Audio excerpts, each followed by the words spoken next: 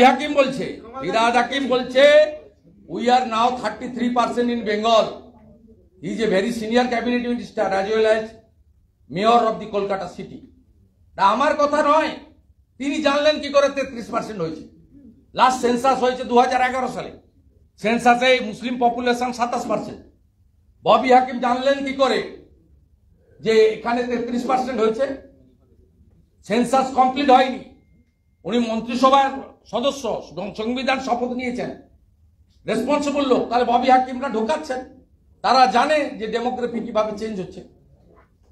অসমিয়া এবং বাঙালিরা এক হয়ে পরিবর্তন করেছে। এখানকার বাঙালিরা আর 5% এখন 39% হয়েছেন, আর 5% আমি বাঙালি হিন্দুদেরকে অনুরোধ করব, আর 5% ভোট দিতে নামুন এবং ভোটটা দিন।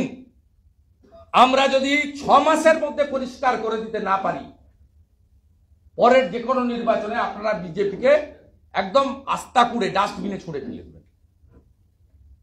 উই নিড অনলি 6 মান্থ কেন্দ্রীয় সরকারের সাহায্য নিয়ে আমরা একদম খুব দামি ব্লিচিং ফিনাইল আছে যোগী আদিত্যনাথের কাছে, ওখান থেকে আনবো, একদম সাফ করে দেবো।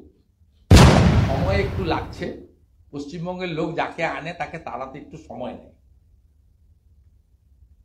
ধৈর্য এবং সহ্য, দুটো শব্দের উপর বিশ্বাস রাখো, পশ্চিমবঙ্গেও ভালো কিছু হবে। সুরক্ষা, সুশাসন, কর্মসংস্থান, শিল্পায়ন এবং সার্বিক গণতন্ত্র, এগুলো আমরা কমিটেড, আমরা এগুলো করব। আমাদের নেতার নাম নরেন্দ্র দামোদর দাস মোদী।